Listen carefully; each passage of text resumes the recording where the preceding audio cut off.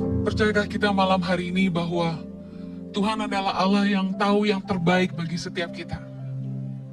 Sebenarnya banyak sekali masalah yang datang dalam hidup kita.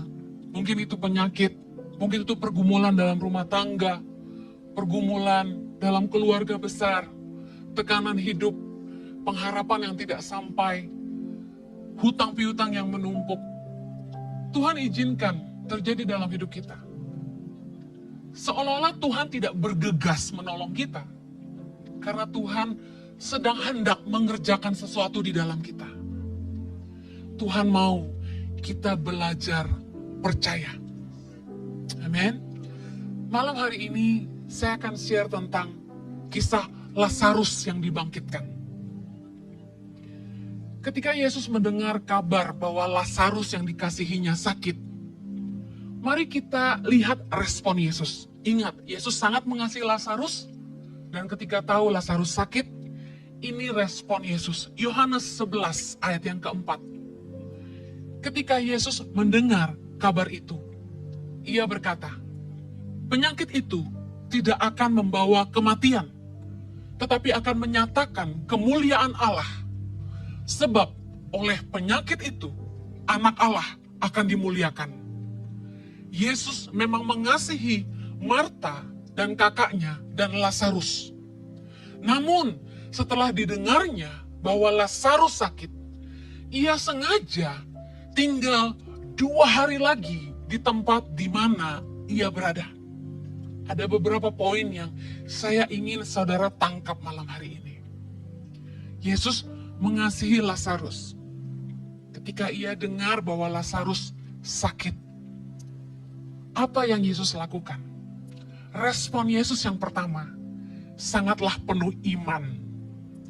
Penyakit itu tidak akan membawa kematian, tetapi akan menyatakan kemuliaan Allah. Kalau hari ini Anda sakit, Anda dengar kabar buruk, meresponlah dengan iman. Jangan mengeluarkan perkataan yang melemahkan imanmu dan orang-orang yang mendengar perkataanmu. Seringkali kita khawatir duluan sebelum tahu kenyataan.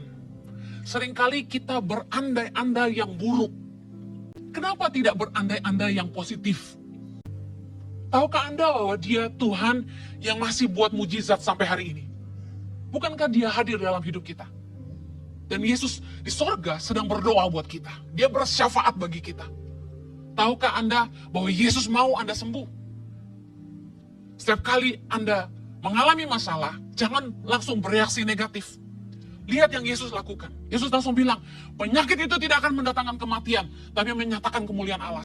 Tapi dengar baik, kita harus belajar bereaksi positif. Kita harus belajar meresponi dengan iman, bahwa Tuhan sanggup sembuhkan.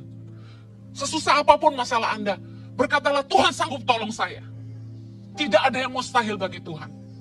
Tuhan sanggup melakukan segala sesuatu. Amin. Poin yang kedua, Yesus dengar Lazarus sakit, bukannya bergegas pergi ke Betani untuk mendoakan supaya Lazarus sembuh, karena kita tahu Yesus mampu. Tapi saya heran, kenapa Yesus tidak bergegas ke Betani untuk mendoakan Lazarus sembuh? Bahkan dikatakan firman Tuhan, ia sengaja tinggal 2 hari lagi di tempat di mana ia berada. Yang berikutnya, Anda tahu, di dalam Yohanes 11 ayat ke-7 dikatakan begini, tetapi sesudah itu, ia berkata kepada murid-muridnya, mari kita kembali lagi ke Yudea. Yudea itu kota provinsi, di mana Betani ada di situ. Yesus mengajak murid-muridnya setelah 2 hari kembali untuk mengunjungi Lazarus. Ayat ke-8 dikatakan gini, murid-murid itu berkata kepadanya, Rabi, baru-baru ini orang-orang Yahudi mencoba melempari engkau. Masih maukah engkau kembali ke sana? Ternyata untuk Yesus kembali ke Betani untuk mendoakan Lazarus, Yesus akan menghadapi sebuah tantangan hebat bahwa dia akan dilempari oleh orang-orang Yahudi. Tetapi bukan karena itu Yesus tidak mau pergi 2 hari sebelumnya. Tapi dengar, Yesus ternyata bukan ingin menyembuhkan Lazarus, tapi ingin membangkitkannya untuk memperlihatkan kuasanya, agar orang-orang di Yudea dan murid-muridnya belajar percaya. Kita lihat Yohanes 11:14. Karena itu, Yesus berkata dengan terus terang, Lazarus sudah mati. Bayangkan, dia maha kuasa, dia tahu Lazarus kalau tidak didoakan itu akan mati. Ayat 15, tetapi syukurlah aku tidak hadir pada waktu itu. Sebab demikian lebih baik bagimu, supaya kamu dapat belajar percaya. Marilah kita pergi sekarang kepadanya. Dengar, Yesus bilang, Lazarus sudah mati. Syukurlah aku tidak hadir pada waktu itu. Kalau kita cuma baca sepotong kita heran. Loh, kok Yesus bukannya sedih? Lazarus itu mati. Malah bilang, untung aku nggak ada di sana. Tapi Yesus bilang ini, sebab demikian lebih baik bagimu supaya kamu dapat belajar percaya. Kadang-kadang masalah kita itu seolah-olah nggak dijawab Tuhan. Penyakit kita seolah nggak disembuhkan. Tuhan seolah nggak tolong kita. Malah makin parah. Satu kali ada orang yang bilang gini sama saya cuma bisa kasih nasihat firman Tuhan ketika orang penuh sesak dengan masalah mereka. Pergumulan yang terlalu berat, hutang yang terlalu banyak. Mereka bilang, gimana? Saya doa Tuhan nggak jawab, malah makin parah. Kapan saya tidak doa? Saya sudah doa, tapi Tuhan nggak jawab. Kelihatannya masalahnya makin parah. Lazarus tadinya sakit, sekarang mati. Dan Yesus bilang, emang syukurlah aku tidak ada di situ. Supaya kamu belajar percaya. Kalau masalah kita tidak selesai, penyakit kita tidak sembuh, bukan karena Tuhan tidak tolong, tapi kita yang kurang percaya. Dengar baik, di ayat 16 dikatakan gini. Lalu Thomas yang disebut Didimus berkata kepada teman-temannya, yaitu murid-murid yang lain, marilah kita pergi juga untuk mati bersama-sama dengan dia. Bayangin, murid-murid yang telah melayani bersama-sama dengan Yesus, masa tidak pernah melihat Yesus menyembuhkan orang sakit, membangkitkan orang mati, mencelikan mata yang buta, menyembuhkan orang kusta? Mereka masih kurang percaya bahwa kalau sampai ada orang Yahudi mau lempari Yesus dengan batu, Yesus tidak sanggup bawa mereka pergi dari situ dengan selamat. Mereka kurang percaya, makanya Yesus perlu lakukan ini untuk mereka lihat semua. Ketika Yesus sampai di Betani, di kampungnya, datanglah Marta dan kasih tahu, Tuhan, sekiranya engkau ada di sini, saudaraku pasti tidak mati.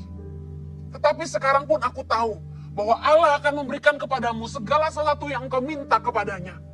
Kata Yesus kepada Marta, saudaramu akan bangkit. Dengar baik, Marta datang sama Yesus. Aduh Yesus, coba engkau datang doakan, dia tidak mati. Tapi aku percaya Tuhan sanggup jawab doamu. Seolah-olah Marta ini percaya Yesus sanggup lakukan sesuatu, betul? Dan Yesus kasih janji buat dia, saudaramu akan bangkit. Yesus kasih janji sama Marta, Lazarus akan bangkit. Tapi lihat reaksi Marta. Yohanes 11 ayat 25, jawab Yesus, akulah kebangkitan dan hidup. Barang siapa percaya kepadaku, ia akan hidup walaupun ia sudah mati. Dan setiap orang yang hidup dan yang percaya kepadaku tidak akan mati selama-lamanya. Percayakah engkau akan hal ini? Jawab Marta, ya Tuhan, aku percaya bahwa engkaulah Mesias, anak Allah, dia yang akan datang ke dalam dunia. Dengar baik, di dalam kekristenan, bagi kita yang berada di dalam Kristus, kematian di bumi adalah kehidupan kekal bersama Bapa di sorga. Kita tutup mata di bumi, kita buka mata lihat Yesus di sorga. Katakan amin.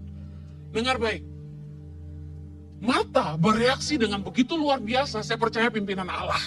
Tetapi, mari lihat, Yohanes 11 ayat 39, kata Yesus, angkat batu itu. Marta, saudara orang yang meninggal itu, berkata kepadanya, Tuhan, ia sudah berbau, sebab sudah 4 hari ia mati. Jawab Yesus, bukankah sudah kukatakan kepadamu, jikalau engkau percaya, engkau akan melihat kemuliaan Allah. Tadi Marta menyanggupi Yesus dengan perkataan seolah-olah dia punya iman, Yesus sanggup jawab, Bapa sanggup jawab doa Yesus, Yesus sanggup lakukan sesuatu, bahwa Yesus adalah Mesias. Tetapi Marta masih fokus sama keadaan yang sesungguhnya. Lazarus saudaranya sudah mati 4 hari dan mayatnya sudah bau. Berapa banyak kita bilang, yes aku percaya, Tuhan sanggup lakukan segala sesuatu. Kita baca firman, kita bilang, yes aku percaya. Tapi pada kenyataannya, prakteknya di hidup kita nggak melakukan sesuai iman kita. Di mulut aja kita bilang percaya, tapi mata kita, fokus hati kita masih kepada keadaan sesungguhnya. Tuhan, hutangku banyak. Tuhan bilang, aku akan bantu engkau lunaskan. Kan Yesus sudah janji sama Marta, saudaramu akan bangkit. Tapi dia nggak ingat itu. Yang dia ingat, Lazarus sudah mati 4 hari dan dia bau. Seringkali kita diperangkap sama masalah kita sampai kita nggak bisa lihat Tuhan yang besar, yang sanggup tolong kita. Malam hari ini, dengar baik. Tuhan tidak selalu menjawab doa kita sesuai dengan yang kita harapkan, secepat yang kita inginkan. Tapi Tuhan tahu apa yang hendak Dia lakukan, apa yang mau Dia nyatakan dalam hidup kita, atau melalui hidup kita, untuk kita dan orang-orang di sekeliling kita. Supaya kita semua belajar percaya. Mungkin hari ini penyakitmu belum sembuh, karena Tuhan mau suamimu atau istrimu, orang tuamu, anak-anakmu belajar percaya sama Tuhan. Tuhan mau pakai penyakitmu untuk menyatakan kemuliaan Allah. Mungkin hari ini bisnismu belum maju-maju, hutangmu belum lunas-lunas, uangmu pas-pasan.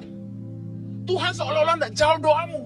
Tapi dengar, bukan karena Tuhan tidak sanggup tolong, tapi milikilah iman bahwa Tuhan sanggup tolong kamu. Segampang kita membalikkan telapak tangan, segampang itu Tuhan sanggup memberkati kita. Percayakah Anda?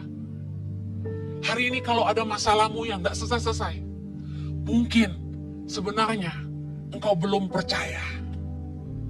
Secepat mungkin berlutut di kakimu dan bilang, Tuhan, aku percaya engkau sanggup melakukan segala sesuatu. Aku percaya tidak ada yang mustahil bagimu. Secepat itu juga saya berdoa, Tuhan menjawab doamu.